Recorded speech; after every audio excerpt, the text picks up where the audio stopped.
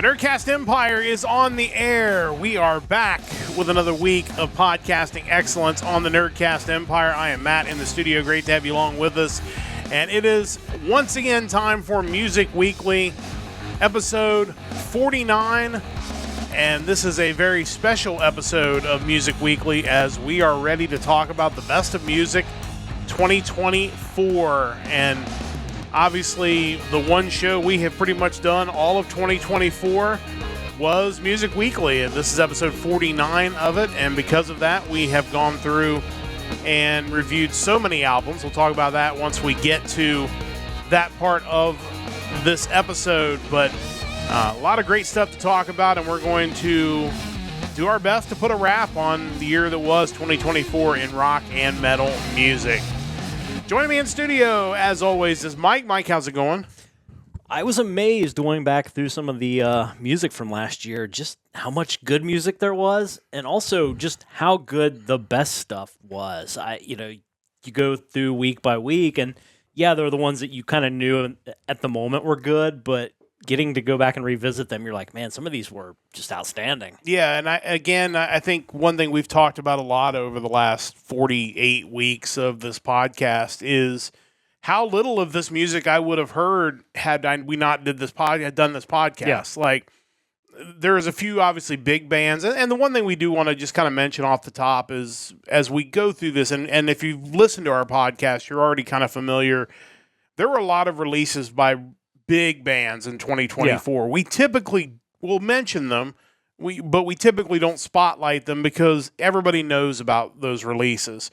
So when we get to the 12 bands that we're going to talk about today and play their clips, these are, in most cases, smaller bands that have released albums in 2024. But you mentioned that. I was just thinking earlier when I was putting together my prep for this, is like, I don't know if we really need to exclude them coming into the new year, because if I were to take some of the major label bands' newest albums from 2024 and stack them up against the ones I picked, I don't know if my picks would have changed. Yeah, I mean, there were maybe a couple that would have made the week-to-week lists throughout the year that we just spotlighted, like, hey, this band's got an album coming out. But you're right. I mean, the stuff that we picked was the best stuff of the year, and I think how much of that I would have ever got to listen to otherwise, I probably wouldn't have listened to hardly any of it. And now I have these bands that I know, and I'm excited to see what they do next. And it's been really cool to get to spotlight them on this podcast and hear from a lot of them. And we'll talk about that kind of as we go. And it's just been a really cool experience. And we found out that the end of the year is a very light time for music. Who knew? So we've learned a lot this year, but there were some stretches of the year that just had some amazing releases. And there were probably times where there were more good albums than we had spots to pick them. And I think, that's just one of those things that it's kind of wild to see kind of how the release calendar works throughout the year. But we'll get to more kind of talking about the music part of it when we get to that section of the podcast. But we do want to get through a couple of current news items coming up to start the podcast, and nothing real heavy this week.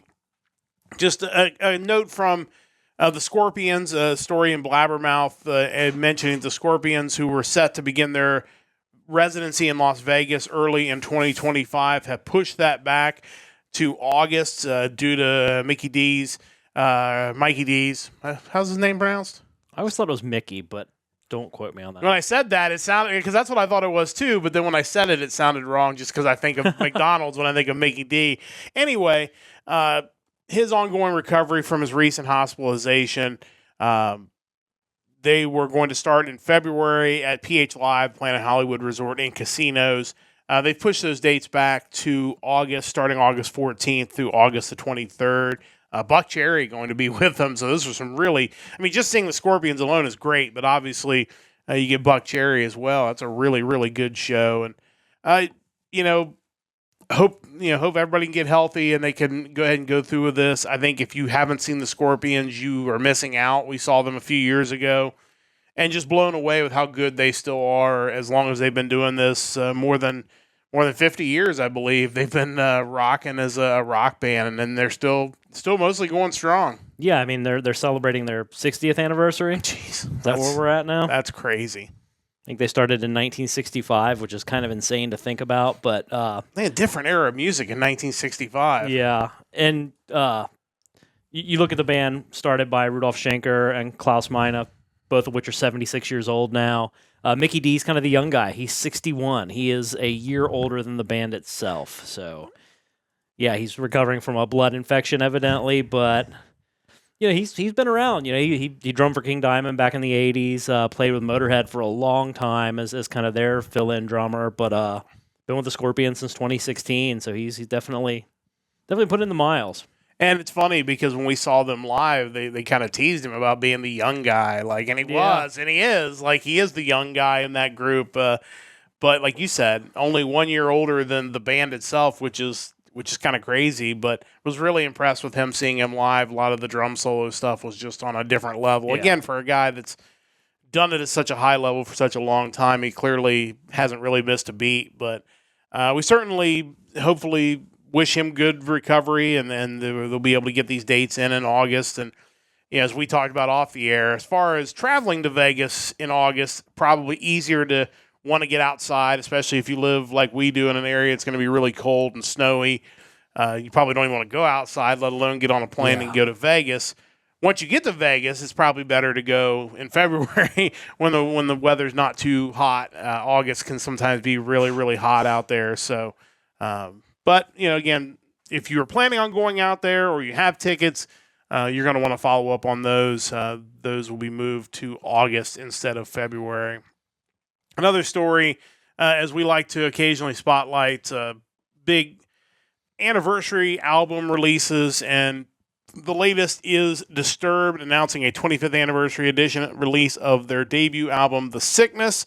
As I mentioned to Mike before we got started, it's both really cool to check out these collections and somewhat depressing when they come up on 25th anniversary, when you remember when the album came out. And, obviously they've got multiple different collections, and I'll paste this article into the chat for those who might be wanting to check that out. But as always, they're all of these new collections, these special anniversary collections, have all these kind of ridiculous inclusions. But it's a great album, and it's kind of wild to see what you're getting for your money with this collection. Yeah, so I looked into that because I was curious. It is kind of a classic album. Kind of at the bottom of the barrel, you got the 2 CD set, which is $20. You have the green vinyl at $28, or you can drop $100 on the signed limited edition box set.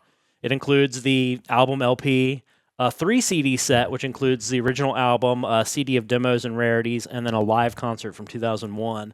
A book featuring rare memorabilia, an essay with interviews with the band and the producer, Johnny Kay, a poster, a cloth patch, a backstage pass, and a set of guitar picks. So you think for $100, that actually sounds pretty legit.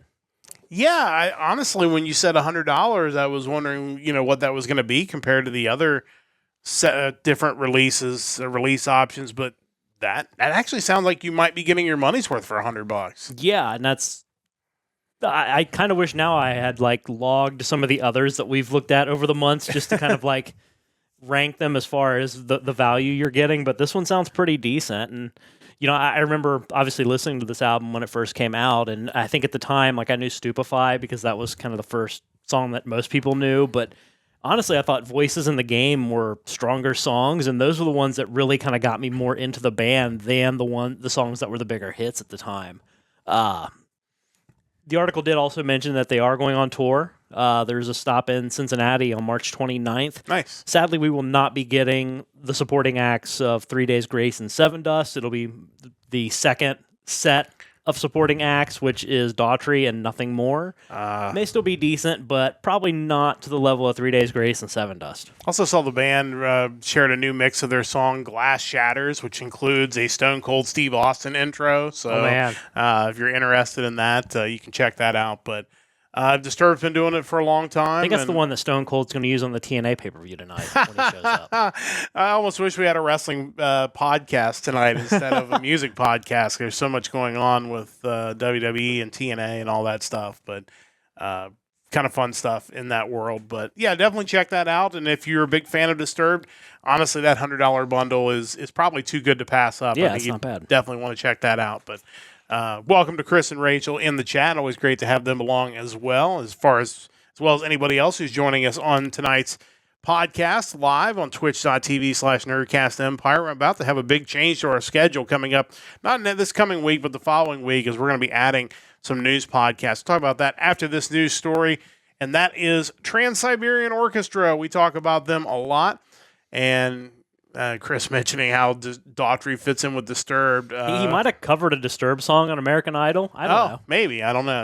I'm just guessing. I have no idea. Probably about as close as there's a relationship there. But back to Trans-Siberian Orchestra, we talk a lot about TSO. We've done several news stories on them and everything they do. And this is a really cool story about them and all their fundraising activities. They donated $50,000 worth of free tickets for military members during the holidays, which is really cool. It raised their total contributions to over $800,000 in 2024. And, that's just the thing is, obviously they play amazing music. And Chris mentioned he just saw them live and how amazing they are. And that's the thing is every time you hear somebody say that you've seen them live, it's always like, man, that's such an amazing show. Yeah. But it's also amazing that they're doing all the other stuff too, the charity work, supporting the military, especially during the holidays, which is never an easy time. And it's just really great to see them not only rocking on, but doing good stuff too. Yeah, it's definitely cool. I mean, I think when you have kind of a Christmas-centric presence in your live show, like it almost lends itself to, hey, we're doing all this charitable work on top of it, kind of the Christmas spirit thing. Really cool anytime that people are giving back and supporting the veterans, of course. $800,000 just for the 2024 winter tour.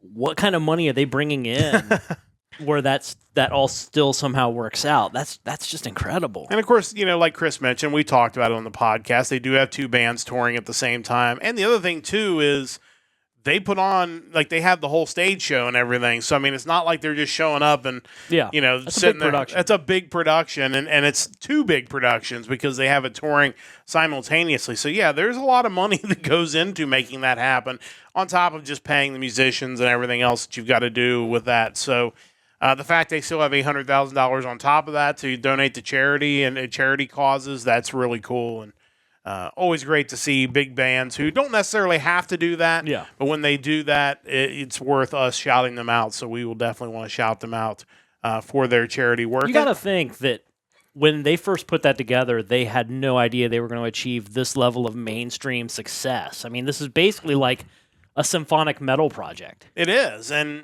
who would have guessed any kind of symphonic metal would have this amount of mainstream appeal? Yeah. Like we talk about all the time, all the great symphonic metal bands we reviewed, and we're about to talk about several of them in this year-end review that, you would never hear on the radio over here. You would never see people that excited. Unfortunately, they just don't know.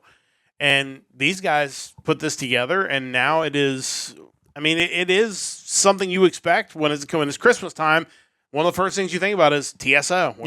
It's like TSO and the Harlem Globetrotters. Like they're both going to be somewhere in your area, somewhere during the Christmas holiday season. So it's always really cool to see. And shout out to all the other bands. And there's too many to name, so I didn't pull stories on all of them. But a lot of big major bands and record labels are donating big time to the LA wildfires as well, millions of dollars.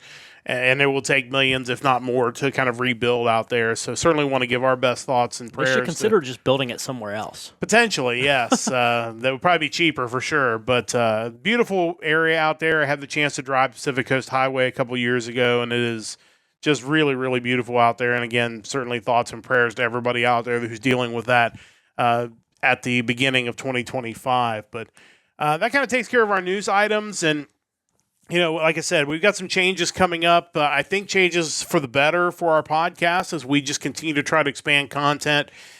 So this music podcast, by and large, is not going to change. As long as we're available on Sunday nights at 7 o'clock, this is kind of where this is going to sit.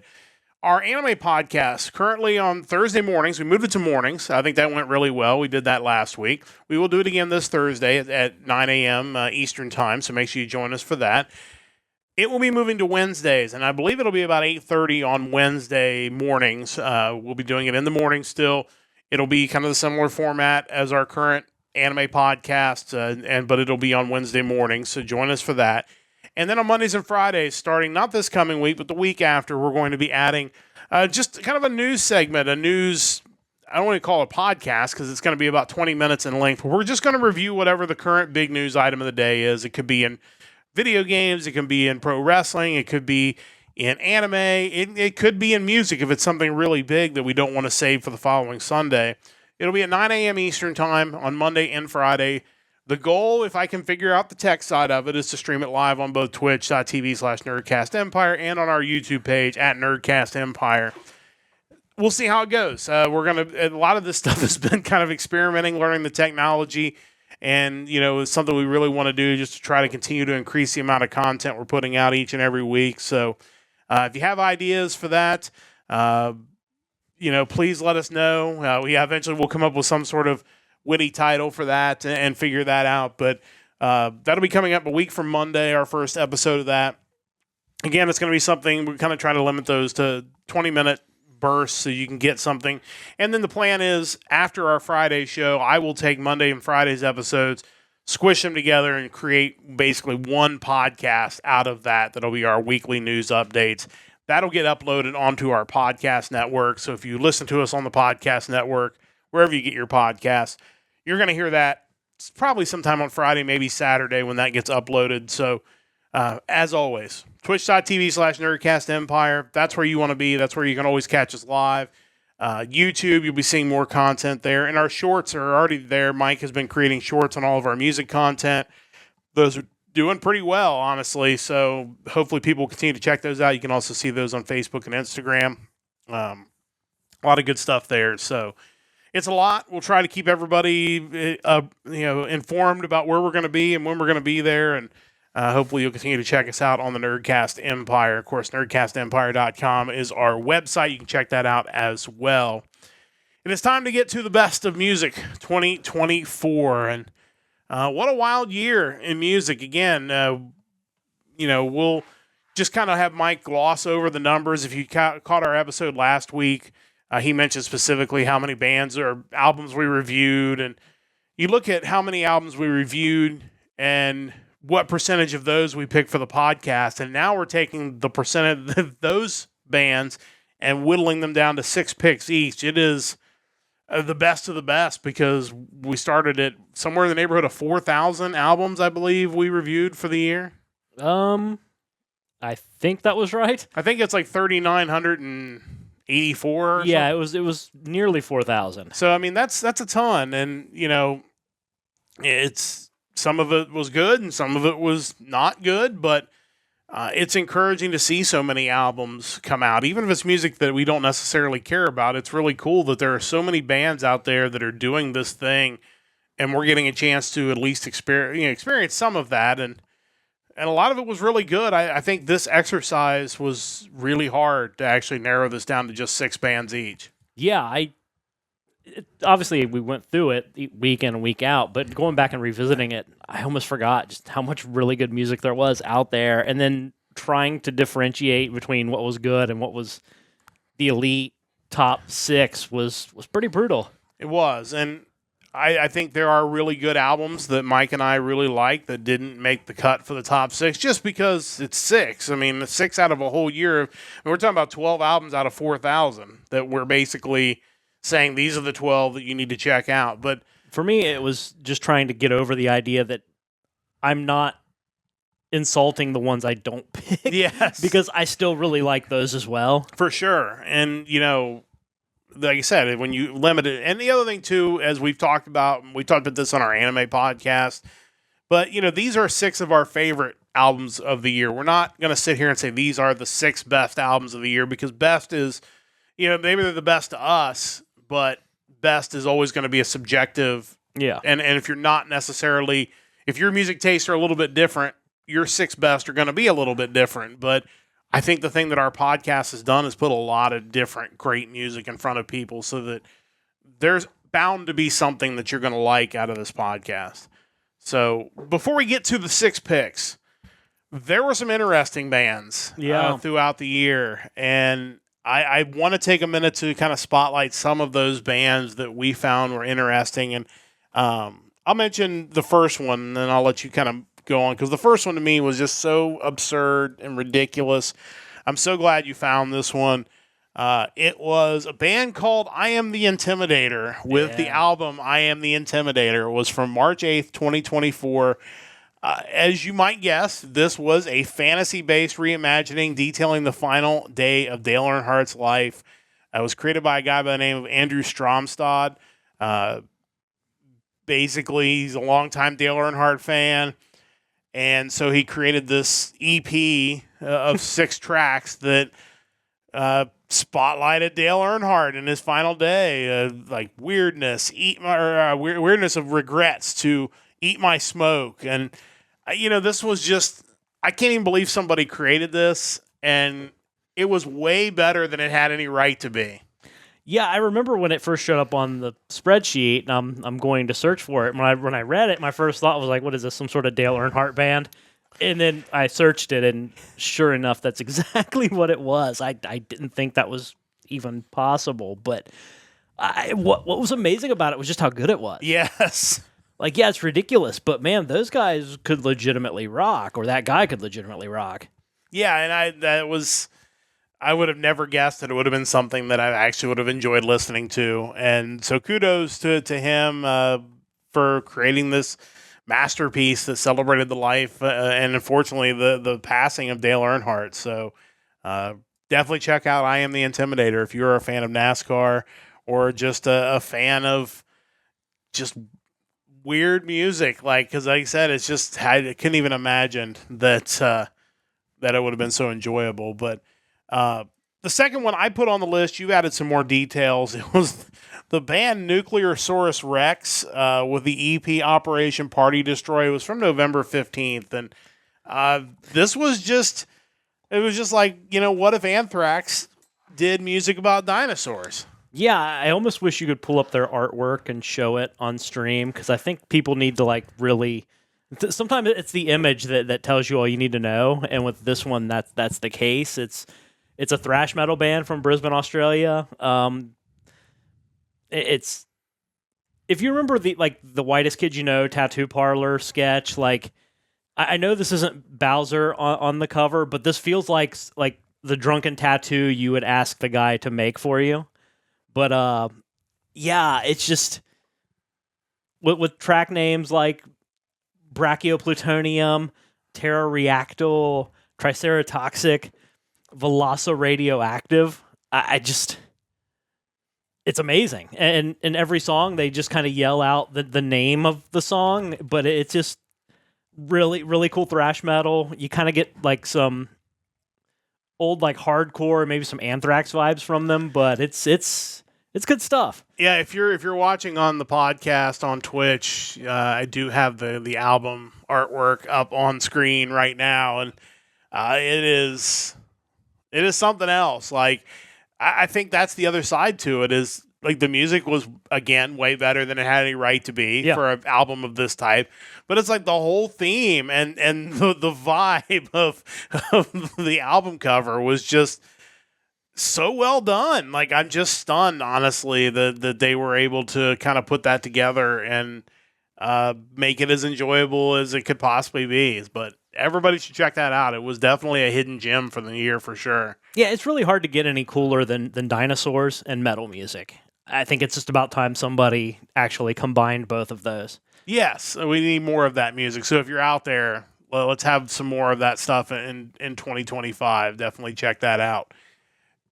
there was 3 other bands that you mentioned that were unique, and some of them that I had honestly forgotten about until you put them on this list. What else kind of stuck out to you? Because you listened to tracks from all 4,000 of these albums, so you definitely found some interesting picks. Yeah, it's a shame. I wish I'd have been a little more on top of keeping track of the obscure and kind of unique bands, because it would have saved me the trouble having to go back and recheck all of these just to try to remember what I thought stood out. But the next one, the band name alone deserves mention, but the music itself is pretty interesting too. It is Rickshaw Billy's Burger Patrol with their album from March 22nd, Big Dumb Riffs. I'm going to get behind any band that considers themselves Doom Wop. Yeah, when I saw the Bandcamp description referring to them as Doom Wop, I was like, okay, you got me. That's brilliant. Bands from Austin, Texas. On their Bandcamp, they kind of explain what the sound they're looking for, and they explain it like this. We just wanted the opening from Pantera's Primal Concrete Sledge, the breakdown in Primus's Pudding Time, that shit that makes you move and lose your mind, just that part the whole time.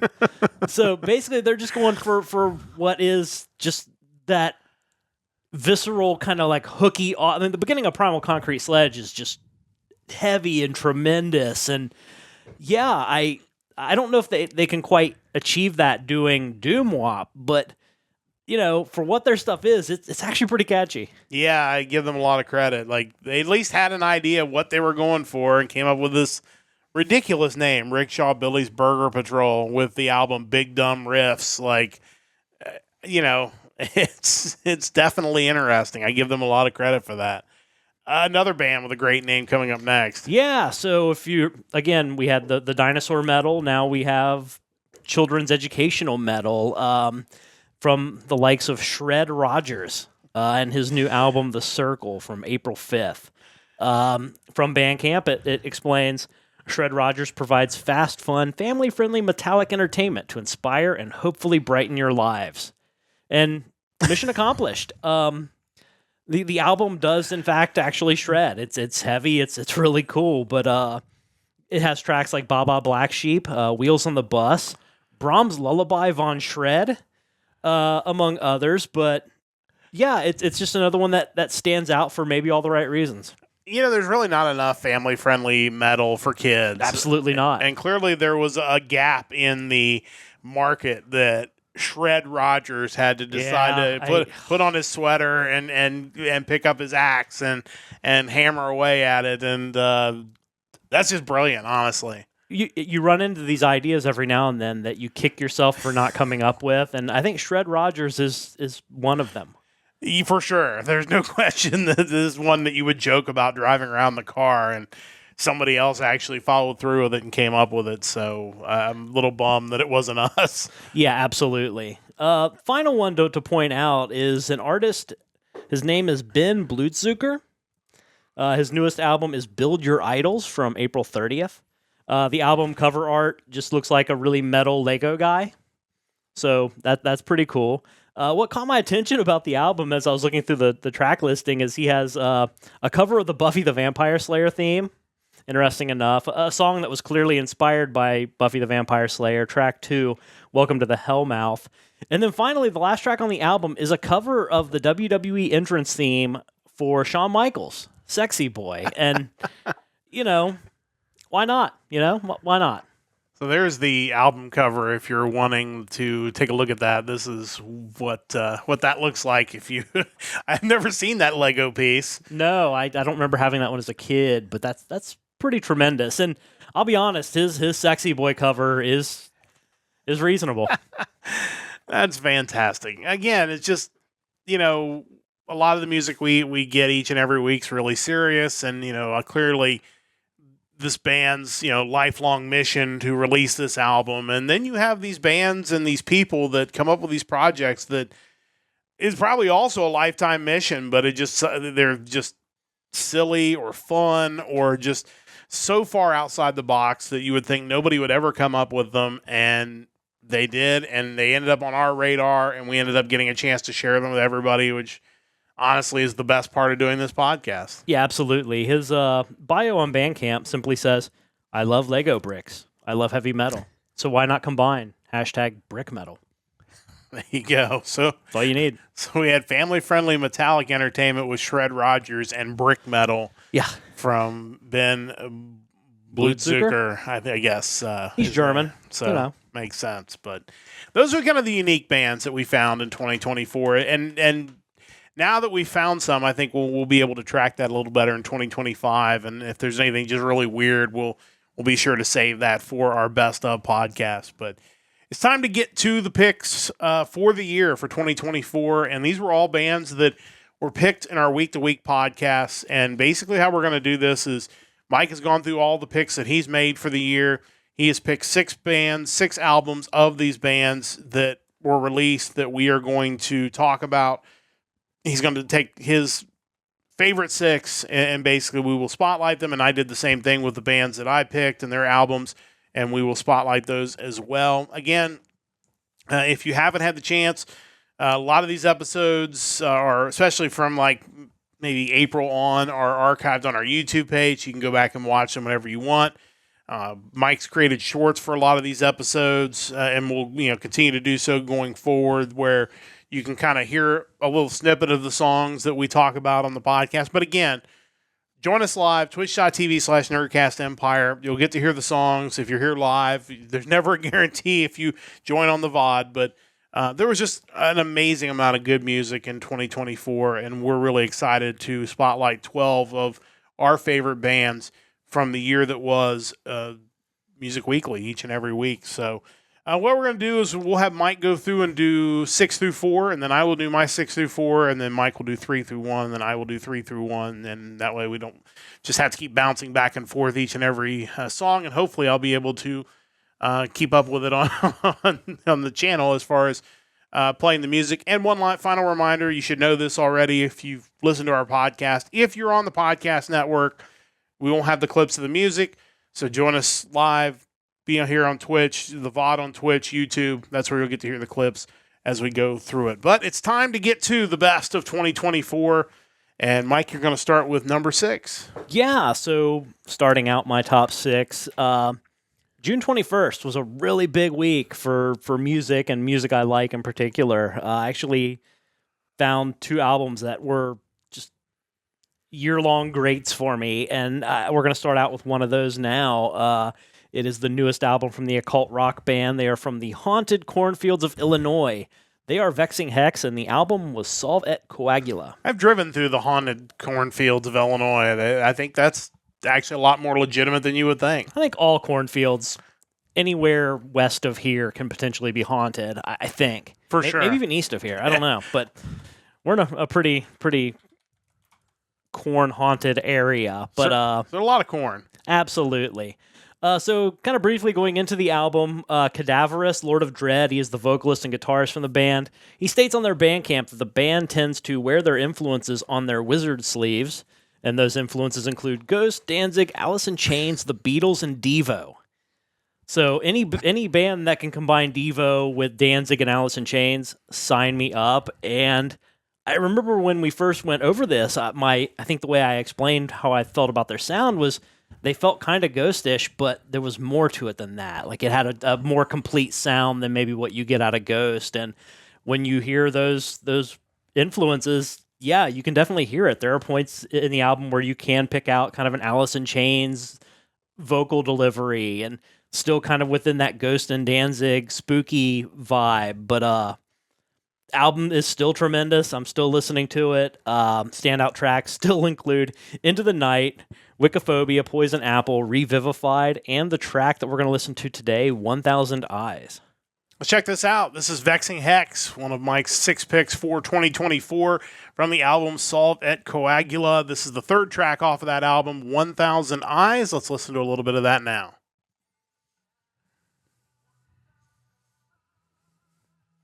I realize that we'll pause that for a moment because that was not going out through Discord. So let's try that again.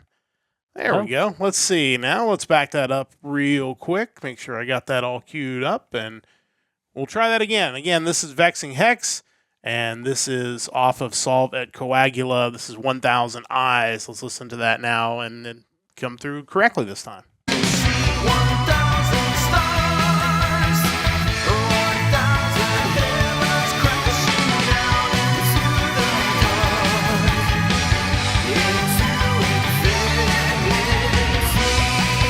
Hey, oh, let's go. Hey,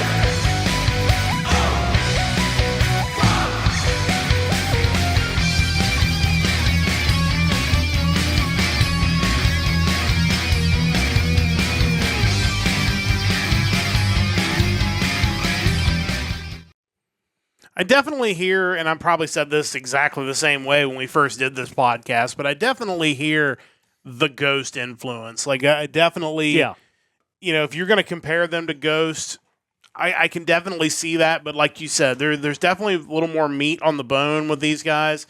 And no offense to Ghost, who I really love, but these guys kind of feel like they've taken that concept and just pushed it a little farther, and there's just a little more depth to their sound on the whole album, not just this one track. Yeah, I feel like with Ghost, you're dealing with very much Tobias Forge, and it's his thing, his vision, his product, whereas this feels like a greater effort as far as multiple people getting together and combining their efforts into a larger sound. But yeah, like that, you do hear some Ghost. I think the synthy parts kind of gave you a little bit of that Devo influence, which was cool. But yeah, the album kind of jumps around all over the place with those sounds. It's really awesome, and everyone needs to check it out. Yeah, really, really good stuff from Vexing Hex. Definitely check that out. One of our standout albums for 2024. We're going to move on to number 5 on your list. Mike, what do you got for us?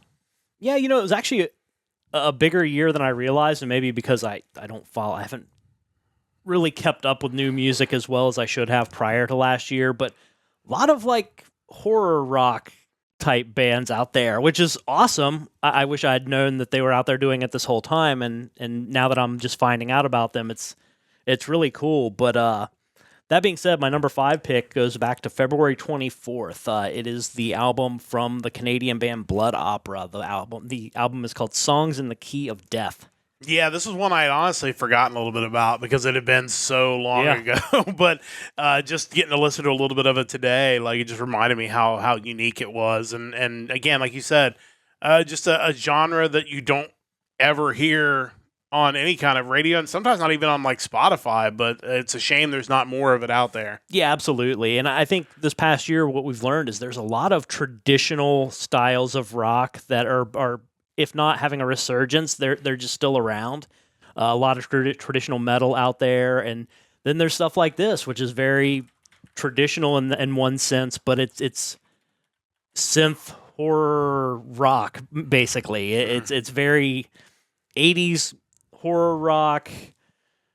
It's just got this sound to it that you don't hear anymore, and it's unfortunate. But these guys are from Toronto. Apparently, they're kind of a big deal as far as in that community, as far as horror conventions. I think they performed at a Kirk Hammett horror art exhibit, which is also really cool. But so this is a concept album pertaining to the story of the band having died during its recording. Someone digs up the album to try to steal it, and it brings the band back from the dead as zombies, and they wreak havoc. So definitely got that going on. And yes, I did get my Blood Opera CD that I'd ordered, which is really cool. Again, something else that people should be supporting if you enjoy it. Album features guest appearances by Kitties Morgan Lander, Goblins Mauricio Gorini, and voiceovers from several horror movie actors, including Linnea Quigley, the late Tony Todd, Adrienne Barbeau, and Michael Berryman. Again, if you like music that sounds like it should be on a soundtrack to an 80s horror flick, you're going to enjoy this. Standout tracks include Don't Go Out Tonight, Fight to Survive featuring Michael Berryman, The Gates of Hell, and the track that I picked to be played featuring the late Tony Todd from Candyman. The song is called Be My Victim. Should be noted, and I probably made this joke in February, that Fight to Survive is not the song about the Kumite. No, it's actually a song inspired by the movie The Hills Have Eyes. Oh, cool. Yeah. It's a really cool album. And then again, like Mike said, if you're into '80s horror movies, this is going to kind of take you right to that place. Yeah. That you're going to really enjoy this. This is Blood Opera and Songs in the Key of Death. This is the 11th track off of that album, Be My Victim, featuring Tony Todd. Let's check out a little bit of that now.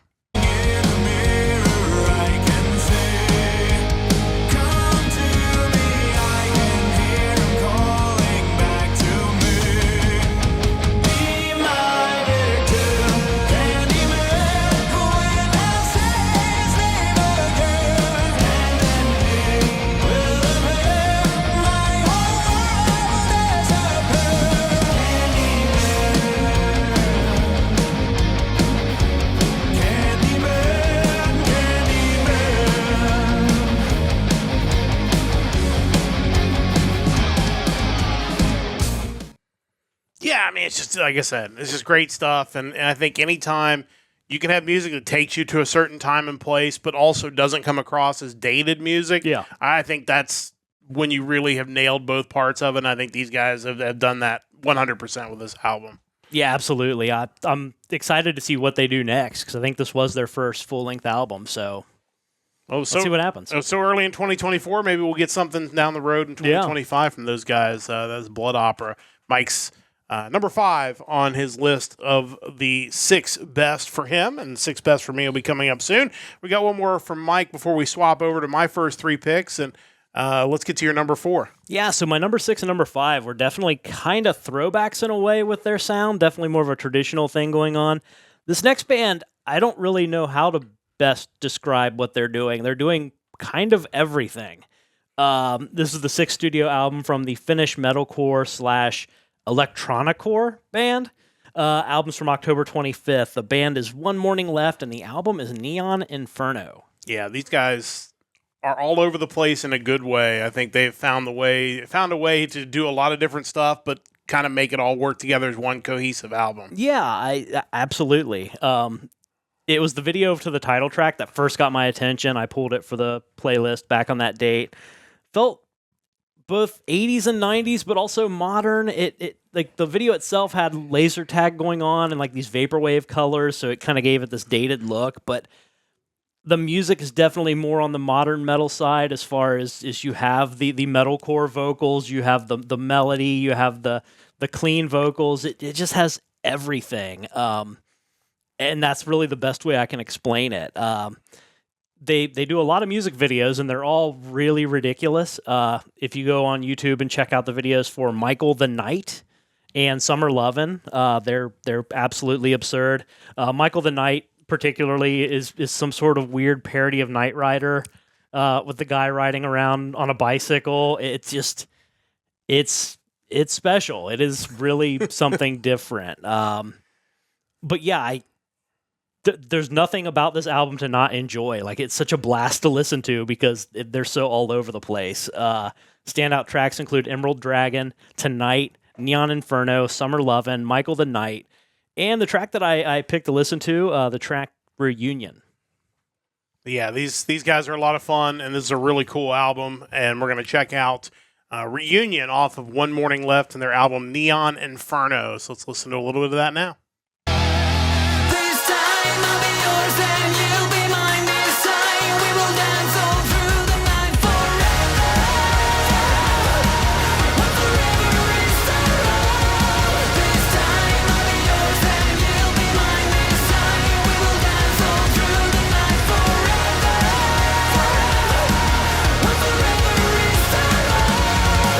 Why should I was worthy of your beauty and your mercy? Would you stay? Would you stay? I was trapped in time, endless line, neon lights. You and I, please stay. Please stay. Yeah, again, this is definitely a really interesting album, and I think they've found a way to just, I think you said, it's that dated modern thing where you're like 80s and 90s feel, but it doesn't feel like a song that came out in the 80s and 90s. Like, they really kind of nailed that. Yeah, it's like they've basically sucked up elements from the last 5 decades of rock music and then just puked it out all over the place, and that's what you get. But it's really cool. Feels like the horror band would describe their act like that. Like they sucked it up and puked it out. Like, and I guess that it's kind of similar in that regard. Only they each grab different elements from popular music of the different eras, and that's why they ended up with such vastly different products. But it still does kind of call back to numerous styles. And, and yes, people should be using One Morning Left for their AMVs in the future because, man, something about AMV makers, they have some really bad taste in music typically. I was just watching a streamer earlier today that was talking about all the like depressing emo music that found its way into AMVs because they specifically, somebody had suggested they listened to How to Save a Life by The Fray, and it's like, they were like, every Full Metal Alchemist and Naruto AMV from the mid-2000s had that song. I blame Chester Bennington mostly. Why not? Like, man, if you're still here, people would be using your music. That's right. Instead, it should be One Morning Left. There's a suggestion. I take Fall Out Boy at this point. I never can go wrong with Fall Out Boy. But definitely check out One Morning Left. Really good stuff from them. Really, really good album. That's Mike's number 4 for 2024. And we will come back to Mike for his 3, 2, and 1 in a little bit. We're going to get to my number 6 pick. We're going to go 6, 5, and 4 in my picks. And when I was trying to come up with 6, I knew what my number 1 was going to be because to me it was kind of on a different level than really everything I picked the entire year. The challenge was to make sure I didn't pick 5 Frontiers bands to go with the number 1 because the Frontiers Awards 2024. That's right. If you need someone to host, I can do that. Like, just saying, if there's a Frontiers Awards, like, sign me up. But luckily, there were a lot of really good acts that were not Frontiers bands. But yes, there will be some Frontiers bands in this list. And we're going to start out with one for my number 6 pick. It is the melodic rock band from Italy, right in Frontiers' backyard. This is Lionville with the release Supernatural, released on November the 15th. Founded in 2010 by Stefano Leonetti in Genova, Italy, with his brother, of course, Alessandro Del Vecchio. Del Vecchio worked on the first 2 Lionville albums in 2011 and 2012, but obviously moved on to everything else that he's done since then. This is their 6th full-length album. Leonetti is the main songwriter of the project and worked with Lenny Macaluso on many of these Lionville songs. Of course, he worked as Tina Turner's former band leader, also worked on 80s power anthems like The Touch from the Transformers movie, Thunder in Your Heart from Rad, Never Surrender from Kickboxer. So you can just tell how over the top and ridiculous we're going to make this when you're bringing in this kind of talent. And they brought in the vocal talents of Alexander Strandell, who's worked with Art Nation, Crown, and Nitrate to sing on this. And he obviously fits right in, as so often is the case with these Frontiers releases. One reviewer compared it to Toto's mid to late 80s output with bigger hooks, and I think that's a pretty good comparison. Standout tracks include Heading for a Hurricane, Breakaway, Nothing Is Over, and the song we're going to listen to, which is the title track to this album, Supernatural. So let's check this out. This is Lionville, my number 6 pick of the year, with the album Supernatural and the song Supernatural. Let's listen to a little bit of that now. We get a chill walking through the fire. It's so unreal, but nothing unusual. We feel the thrill dancing on the wire. This thing we got, it's supernatural. We get a chill walking through the fire. It's so unreal, but nothing unusual. We feel the thrill dancing on the wire. This thing we got, it's supernatural.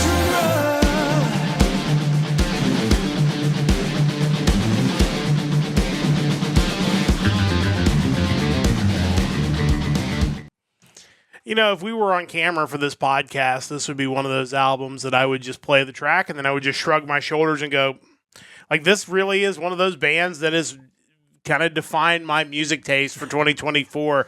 So it was definitely one that had to make its way onto my list of the year-end best bands. So, Mike, your thoughts on Lionville? Yeah, I remember now creating the short with this week and just thinking how awesome this song was.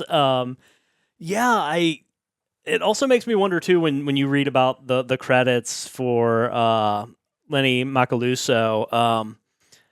Obviously being born in the 80s, there are a lot of like just bad 80s movies I've not watched. And I think you look at something like Kickboxer and probably a lot of like those martial arts movies in the 80s. I'll bet they have some amazing like cheesy soundtrack songs. I want to go back and watch them now just to see what kind of music I can pull from it. And my other thought is, man, by the time we're done with our top sixes, we could have the most killer 80s movie soundtrack of all time. No question, because so much of this music would fit right in the 80s. And, you know, there were just a few 80s movies that I was really, like, exposed to. Bloodsport, obviously, being maybe at the top of the list. I don't know how many times I've seen that movie, but it's dozens. So, like, the music from Bloodsport was just kind of on that, you know, it definitely influenced my music taste from that era. And yeah, absolutely. We now find out that there's a lot of bands still creating that music in Stan 2020. Bush is still out there. Stan Bush is still out there, which is awesome. Like, what a legend that guy is. I never would have guessed I'd find a music video of his on the Netflix YouTube channel. For sure, and it was good. Like, yeah, that was... great stuff. But love Lionville. Check those guys out. That was my number 6 pick for 2024. We're going to move on to the number 5 pick, and this is a melodic hard rock band from Gothenburg, Sweden, formed in 2019. This is Seventh Crystal with the album Entity. This is their third studio album. It was a solo project originally by Christian Fuhr, but has now grown to a 5-piece band, including Olaf Gadd on bass, Emil Dorneris on guitars, Gustav Lind on guitars, and Anton Roos on drums.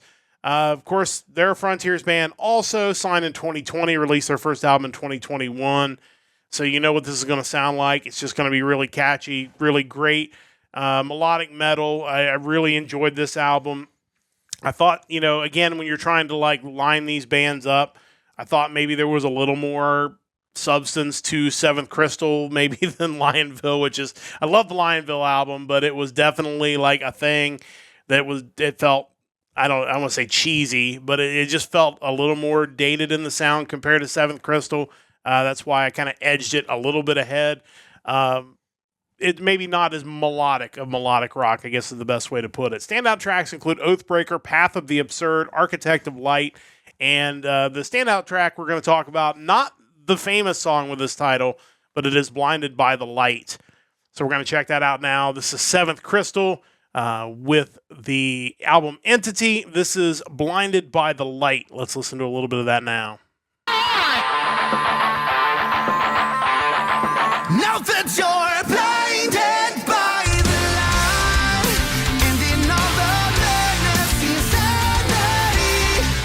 Now that you're blinded by the light, fed up with oppression, anxiety.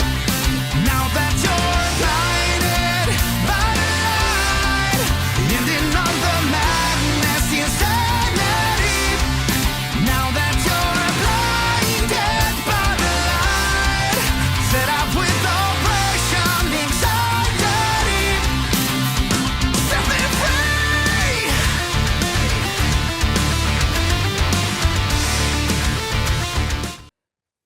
I think after listening to the two tracks kind of back to back there, I think Lionville is definitely more on the melodic side of melodic rock, whereas these guys were definitely more on the metal side of melodic metal, where there's a little more power behind their sound compared to Lionville. But your thoughts on Seventh Crystal, Mike? Yeah, that was kind of my thought too, is that there's like a slider somewhere that you can adjust. And like with them, they may not have turned the melody down a whole lot, but there's definitely like a metal slider that they inch a few inches to the right to generate a heavier sound. Still very melodic, still super catchy, but yeah, just a little harder than the Lionville stuff. Yeah, really enjoyed it though. Seventh Crystal with Entity, that was back in November that one came out. Definitely worth checking those guys out. We're going to jump away from Frontiers for a pick here, and one of the more unique names on the list that didn't make our unique names list, as it turns out. This is a neoclassical power metal group from Warsaw, Poland, although it's a little more towards AOR than it is power metal, but I think that's splitting hairs. This is Boguslaw Balcerak's Crylord with Endless Life. This was from September 4th. They formed in 2009. This is their 5th full-length album, the 3rd straight year they've released an album. Boguslaw Balcerak was born in 1972 in Poland. He played in the band Holocaust as a teenager. In 1989, he saw Yngwie Malmsteen play for the first time. Of course, that got him into playing guitars. He's worked with a lot of different singers, some of the ones that we've mentioned on this podcast, including Tim Ripper Owens. He was joined by Goran Edman, who really just kind of knocks this out of the park. Edman has worked with a lot of artists over the years, but did some early work with Yngwie Malmsteen, with Eclipse and Fire and Ice. This is just a well-balanced rock album. The guitars are just absolutely shred. The drums are aggressive, but not overtaking the songs. And Edmund's vocals really come through and are kind of the star at the front of the mix. And it's just really good stuff. Standout tracks include King of the Hill, Endless Life, Dusty Road, and the song we're going to listen to for the podcast, Train to Nowhere. So let's check this out now. Again, this is Boguslaw Balcerak's Crylord with the album Endless Life. This is Train to Nowhere. So let's listen to a little bit of that now.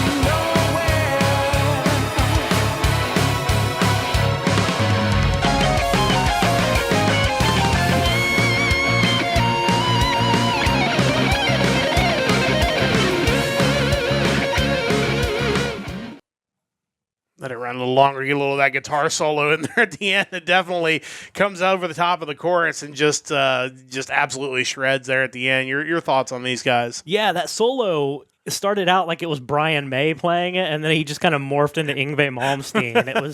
It was an interesting transition there, but really cool.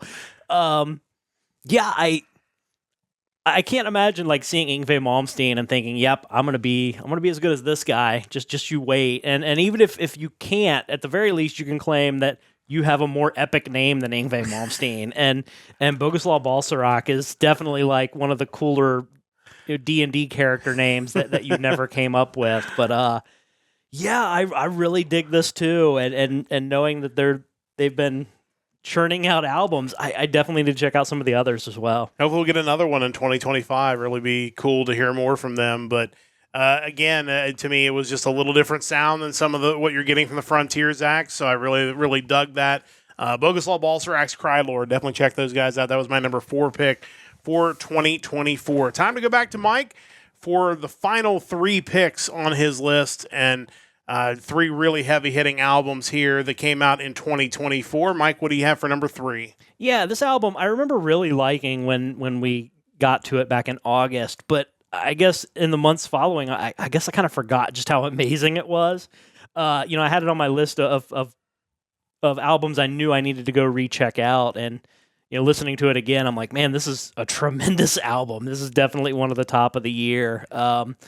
That being said, this was from August 23rd. The band is Carmeria, and this is their album Tragedy d'Amour. Yeah, that's, again, the one thing going back, and I don't even know if maybe next year we do like a halfway best of and then a full year best of, just to try to remember all this stuff, because there were so many good albums. But the moment I saw this on your list, I listened to a little bit of it again, and it's just like, yeah, this was great, and I kind of forgot all about it. Yeah, absolutely. So this is the second full-length album from the band from Sydney, Australia. They're a symphonic gothic metal band.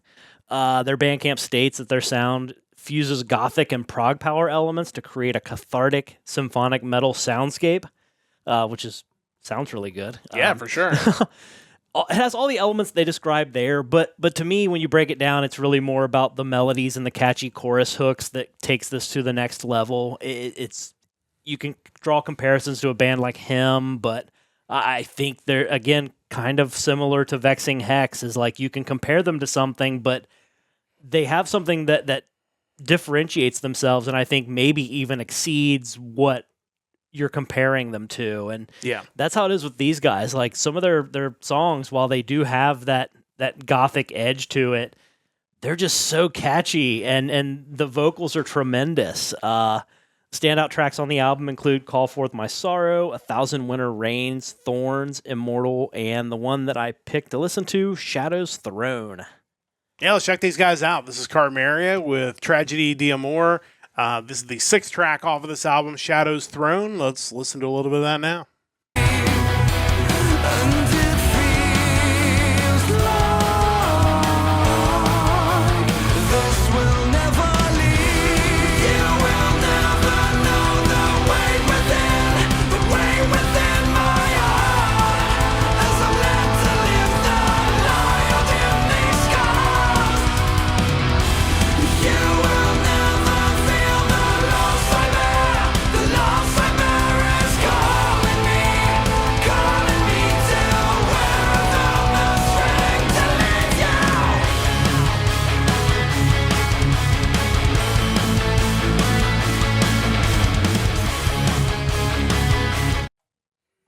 Yeah, I mean, again, you hear where the comparisons to him come in, but there's definitely a lot more there than just a him ripoff. Yeah. Like there is clearly their own unique sound that's in there as well. Definitely an inspiration, but not a copy of him. Yeah, absolutely. And when I first found out about these guys from my playlist, I'd pulled the video to the song Immortal, and the visual there, kind of similar to One Morning Left.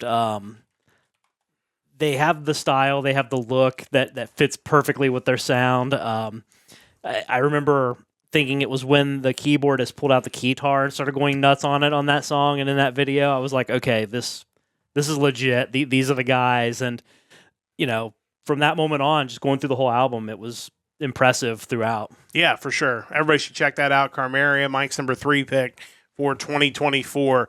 2 really big albums to finish up 2024 for you, including one of the bands this year that really kind of made contact with us is through this podcast. But what do you have for your number 2? Yeah, so for my number 2, this was difficult because I could have easily made this one as well. Mm-hmm. Like my top 2 are kind of interchangeable. But this one goes all the way back to kind of the beginnings of our music episodes, the way we do them now. It's from January 26th. The band in question is Mega Colossus, and this is their 4th full-length album, Showdown. All I remember, at first about this band from January was thinking, like, if this is the stuff that's out there that we're not aware of, this is going to be a lot of fun and it turned out it was because these guys are so great, and I'd never heard of them before, and I just the artwork and the sound, and it's like it was just kind of a precursor to what was going to be this entire year of music. Yeah, and originally we basically just covered all of January in one episode, so we each had 3 picks, and those 3 picks just in that 1 month were all really good for me, and the music that we found was all really strong. So yeah, it was a wake up call as far as, man, we need to keep an eye on this because there's still really good music out there being made. So these guys are a adventure metal / traditional metal band from Raleigh, North Carolina. Really cool city. Yep. Like I mentioned, it's one of the earlier bands I stumbled into when we started doing this. I think I originally found out about them not through any playlist or website, but I think it was from the New Wave of Traditional Heavy Metal Albums channel on YouTube that I follow. They tend to get these albums uploaded to their channel in their entirety pretty regularly, and you can find some really cool stuff there. Their Bandcamp describes their sound as matching epic metal grandeur with the hooks and melodies from Rainbow and Kansas, which I think is where you kind of get that adventure element to it, which totally holds true. Another cool thing about this band, which wasn't really something to talk about back in January, but unfortunately, some things have happened in North Carolina as far as hurricane damage, and they actually held a big sale of merchandise to raise money for Hurricane Helene relief, and they actually delivered all those products themselves. Their drummer lived about an hour from some of the victims, and They end up raising over $1,000, delivering water, heaters, and other supplies personally in a pickup truck to the people who need them. Just a really cool thing to hear about, and just you already really love the music, but then when you saw that too, it just kind of gave you that extra incentive to really want to see these guys do well. Yeah, and the way Columbus became one of our favorite cities from going to hockey games and going to anime conventions. Raleigh, North Carolina became the same way with the trips down to Animazement the last 2 years, and seeing what these guys did for that community and seeing the devastation that still continues in that area to this day. And now they're about to deal with another snowstorm, and it's just you feel for those people down there. But it's great when. And we talked about TSO at the beginning of this podcast, where it's like these guys make amazing music and they do these amazing shows, and they also do good. And for these guys to step up and do good for their community, it just makes you even happier for them that they're having the music success they're having. Yeah, absolutely. And again, I mean, these guys certainly aren't to the mainstream level of a TSO. So it's still awesome to see that they're able to do what they can, despite obviously not having the same level of reach as someone like a Trans-Siberian Orchestra, but they're on the front lines. They're at home essentially providing support, and that's just really awesome. It's a 6-track album, so it's not super long. Definitely something you should just listen to the whole thing of. If I had to pick some standout tracks, I'd go with Showdown, Wicked Road, Take to the Skies, and then the track that I picked to listen to, the opening track, Fortune and Glory. Let's check out these guys once again, Mega Colossus with the album Showdown. This is the opening track off of that album, Fortune and Glory. Let's listen to a little bit of that here. We search the air, the land and the sea, and treasure hunters all away. Each careful step we cross the line, each artifact and every find tells its own story. Through every trial we face, the game has always been the same. Fortune and glory.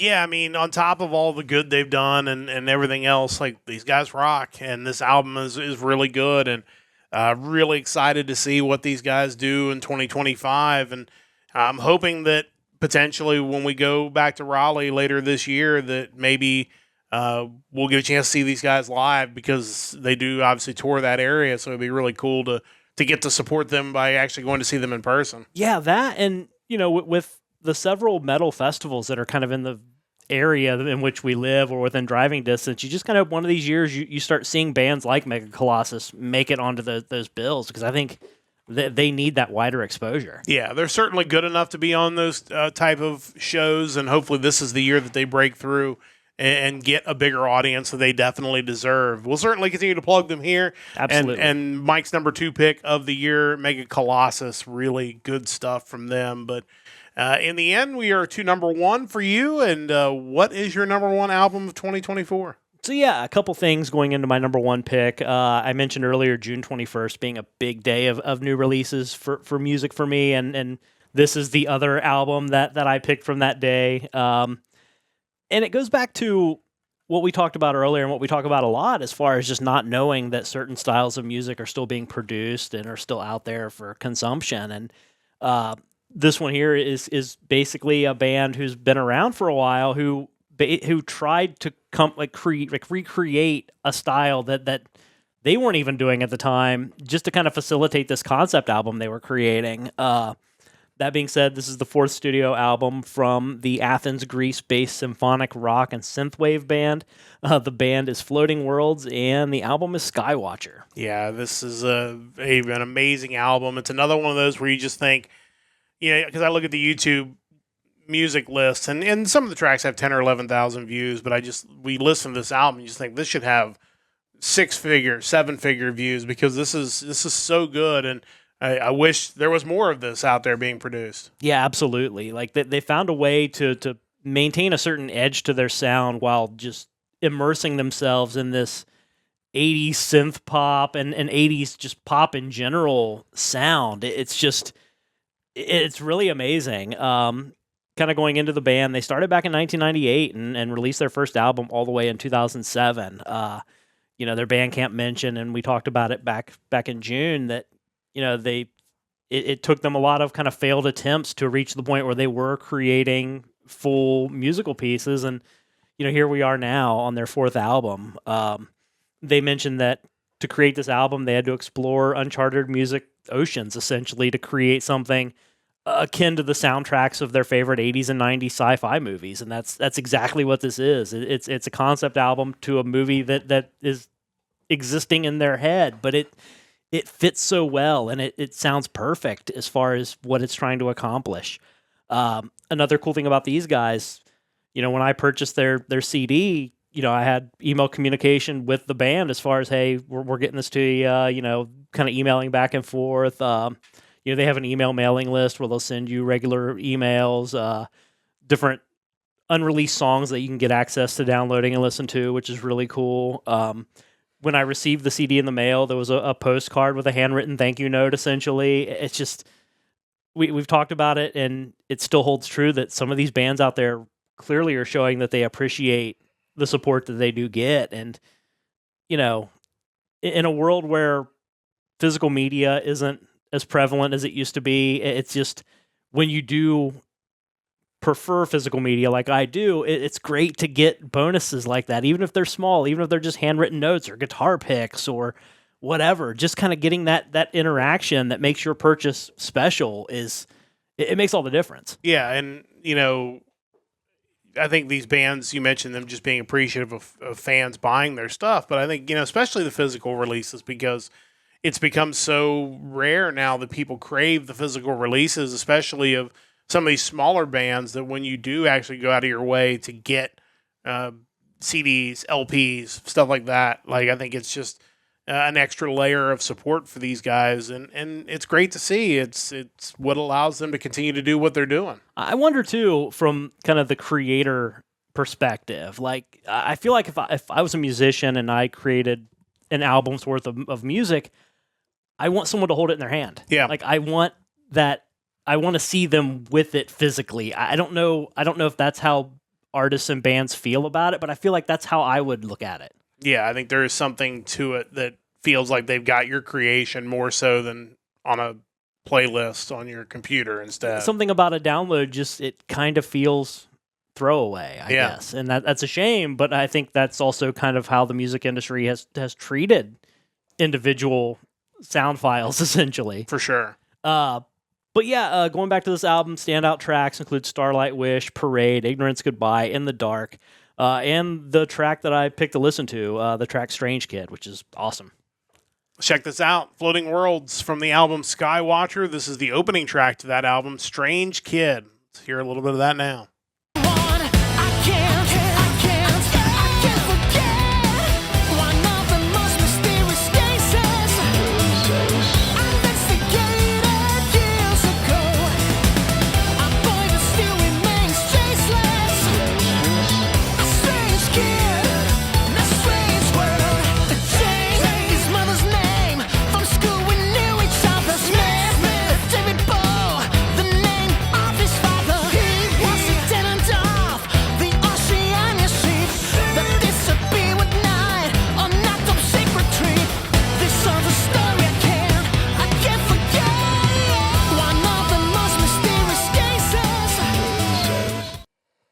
There's even a little bit of funk there. It's very subtle, but just the rhythm of the lines feel a little bit like funk rock as well. A little bit of that. You get some Michael Jackson in there. Yeah.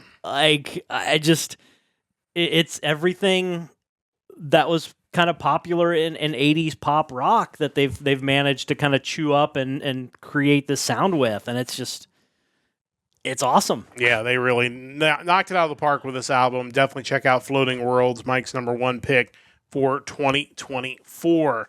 Time to get to my last three picks for 2024, and we're jumping back into the Frontiers pool again. But this is a band that, it would be a little unfair to just kind of term them a Frontiers band because you've got some really big names that have been involved in this band over the years. This is the American supergroup formed in 2014, Revolution Saints, with their release from all the way back in February, Against the Winds.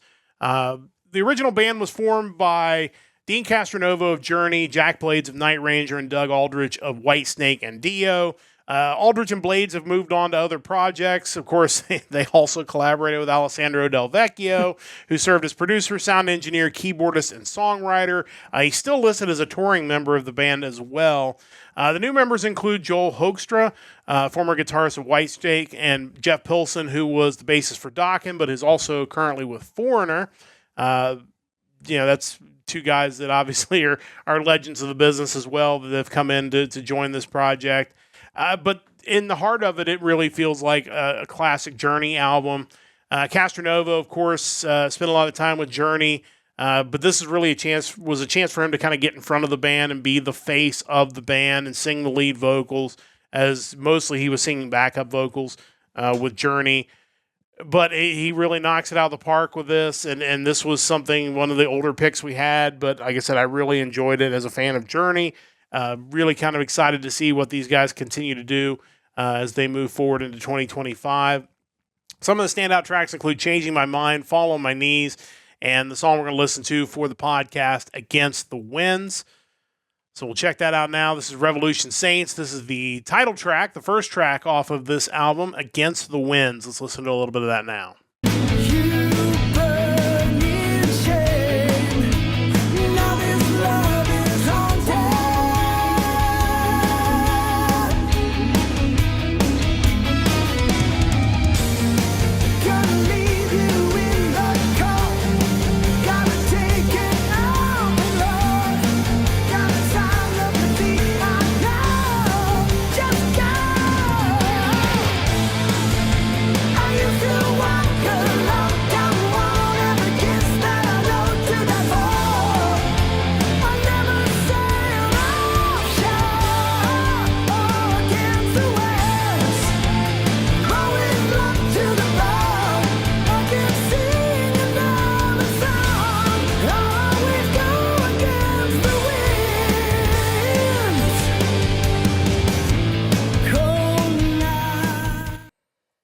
But yeah, I mean, if you're a fan of classic Journey sound, like it obviously isn't a one-for-one, but it definitely has that feeling to it that reminds you of really the heyday of that band. And like I said, I think Castronovo really showed off a vocal range that I don't think I was aware he had until I listened to this album. But Mike, your thoughts on Revolution Saints? Yeah, it really kind of makes you think he could have just sang for Journey. Maybe they didn't need to find somebody else after Steve Perry left. Really interesting. Yeah, this is really cool stuff. It's funny because I think there are so many stories out there, and we talk about fairly regularly bands reuniting with classic members, and this band doesn't have X amount of original members anymore. I think sometimes we fail to see just how cool it is when you have these classic members of bands forming supergroups and forming other projects and seeing what they can do with different minds around them, what they can create. And I think something like a Revolution Saints is a good example of that, where you have these just tremendous legend musicians creating something new and fresh that, doesn't have to sound like Dokken, doesn't have to sound exactly like Journey, doesn't have to be Night Ranger, doesn't have to be Whitesnake. It's just, these guys may or may not have ever really been able to flex their creative muscles within their previous bands. What can they do when surrounded with other personalities and other talents? Yeah, and obviously we've talked about it a ton, and we joke about Frontiers Records, but clearly when that label was formed, there were almost two purposes. You had these bands that had a sound that weren't really necessarily popular with the current record labels of the day, that they had their big hits in the day, and now Frontiers is going to come in and basically pick these bands up and continue to release their stuff as they continue to do new stuff. And you've got these bands that are either collections of members of other bands that are getting together to do a project, or kind of maybe an unknown band who just needs a lead singer to kind of take their project over the top. And, give the Frontiers has done an amazing job of creating this music that it just has allowed older bands to continue to play and allow guys that maybe have wanted to go off and do their own thing to find enough talented people around them to do something that's really cool. Yeah, and I think early on, I seem to always equate them to like we're going to have Magnus Carlsen write a bunch of music and then bring in a couple lead singers from wherever and have them do basically dueling vocals, kind of like the Alan Land stuff. Yeah. That's cool too, because I like Russell Allen, I like Jorn Land, but you take like an album like The Battle and it didn't sound like Symphony X. No. Didn't necessarily sound like anything Land was doing at the time, but together it worked perfectly. Yeah. And that's that, when you hear that album, you just think, well, if there's a company putting this together, I'm probably going to like a lot of the stuff this company's doing. And it turns out I do. Yeah, who knew? So definitely check those guys out, Revolution Saints. Hopefully we'll get more stuff from them in the coming year. But we're going to move away from Frontiers for the last two picks. So going home. We are going home. We are going to go Sweet Home, Alabama for pick number 2. This is a rock band from Cullman, Alabama, founded in 2010. This is Shallow Side with their release, Reflections. This is their third studio album, the first since Saints and Sinners back in 2019. This was originally supposed to be released in April, got pushed back to July. I think the thing that really drew me to this is just it's got a great alternative rock sound. And as someone who loves AOR music, I think there are times where I'm looking for something that's not AOR music. And these guys just kind of came out of nowhere, at least on our list, and just created this album that is just so good. It's a very polished album, but it's really well done. Eric Boatwright's vocals, I mentioned it back in July, but I'll mention it again. It just really took this over the top. Like, the band is great. Everything they're doing is great. But his vocals just set this on a course that it was just going to push the whole thing to a different level. They're kind of breaking through, and I think, I really am excited to see what they do when they get to 2025. They collaborated with Elias Soriano on Filters, which we're going to hear a little bit of in a moment, which hit on the charts, had over 1 million plays on YouTube Music, reached the top 30. And you can hear when we mentioned it back in July, you'll hear it again. It's a song that sounds like it should be on the radio. It's just really good. I'm excited for these guys. I was really, really impressed with what they brought to the table in this whole album. But standout tracks include The Worst Kind, Something to Believe, You're the Reason, and the song Filters. So we're going to check out Shallow Side with Reflections. This is the second track off of that album. This is Filters. Let's listen to a little bit of that now. I can't tell truth from lies behind the brilliant disguise. I'm hiding all of my demons inside. Am I losing my mind? I know I'm drowning, but I'm still counting on me. My choice is blurring the lines. I need to feel again and make a difference. A killer, it's getting kinda hard to tell between the filters.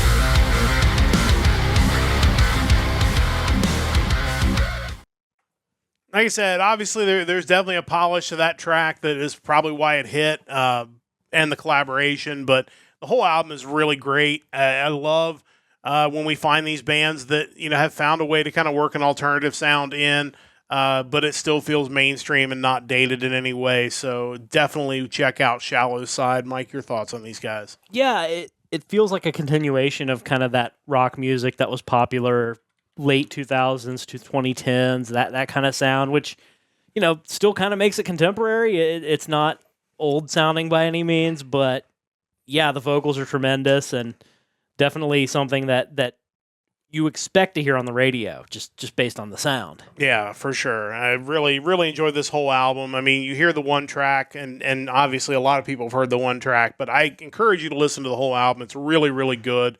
Definitely check out Shallow Side. Excited to see what these guys do in the coming year. Before we get to my number one, and I think is one of the best albums of the year, do want to mention next Sunday night we'll be back with a regular episode of Music Weekly, and we are going to check out the music of both January the 3rd and January the 10th as albums are starting to be released again finally, so we're able to actually put a list together. But Mike will be going through, compiling a list, and then, of course, we will review it and pick a couple of bands each. That'll be coming up next Sunday night, 7 o'clock Eastern Time, with the next regular episode of Music Weekly. But it's time to get to the final pick for 2024, and we are going to go back to AOR, but not to Frontiers. This is an 80s rock band, 80s style rock band from Sweden. This is the band Nestor with the album Teenage Rebel, released back in May.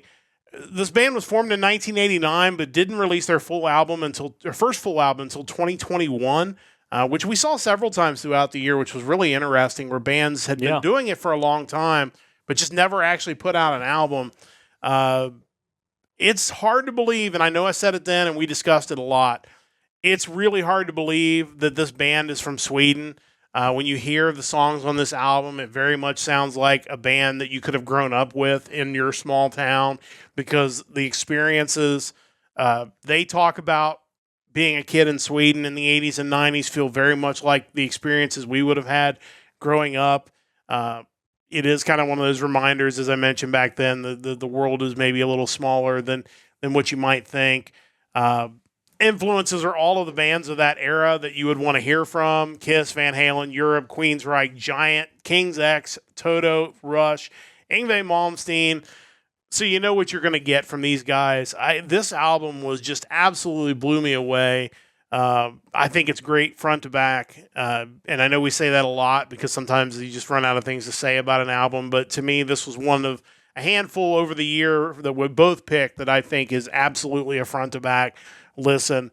Standout tracks include We Come Alive, Last to Know, Victorious, Caroline, and the song we're going to listen to for the podcast, which is Teenage Rebel. So let's check that out now. This is my number one for 2024. This is Nestor with the title track off of Teenage Rebel, the third track on the album. Let's listen to a little bit of that now. We used to say tomorrow is far away. Now that I know it's close as yesterday, so come with me. I wanna feel it, the hunger. 16 and nothing's gonna hold me down. 'Cause all I do is run, run, run. I always been a dreamer, a believer. I set the world on fire. I don't care if I go down alone in burning flames like a teenage rebel.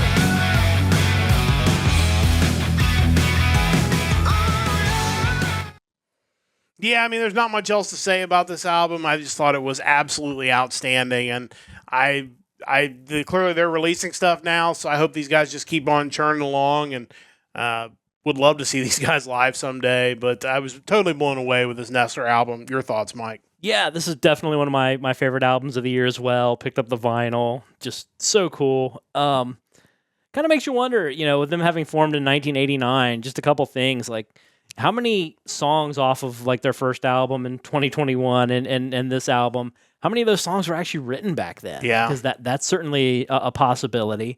Also, what would they have done had those albums come out in like 1989 and 1990 or 91? Pre-grunge takeover, I think that they might have actually had some hits on their hands.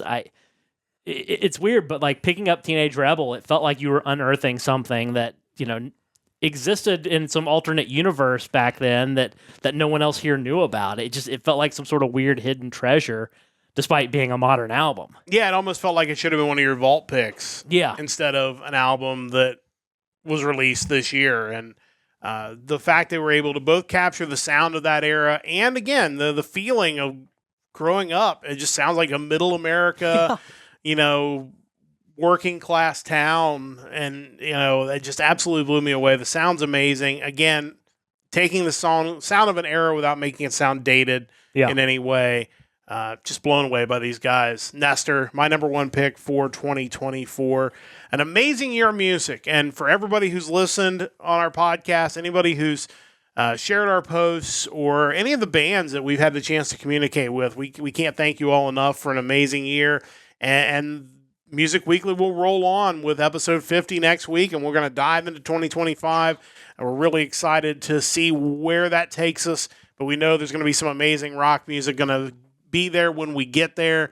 But for 2024, it is time to wrap up the year that was music in 2024. Thank you all so much for joining us on this journey through the year of amazing music. And, you know, if nothing else, this podcast that we've done, that's 49 episodes deep, has kind of reaffirmed my belief that rock music is alive and well in 2024 and in 2025. And we're going to do our best to spotlight the best of it and bring it to you each and every Sunday night here on the Nerdcast Empire. Big thanks to Chris and Rachel for joining us in the chat.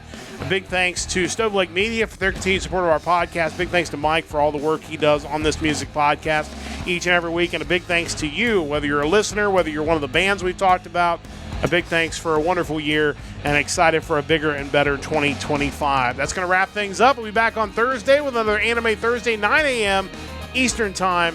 That's, of course, 11 p.m. JST coming up on Thursday. That's going to wrap things up. For the entire crew, I'm Matt saying so long. Don't forget to join the Empire, the Nerdcast Empire.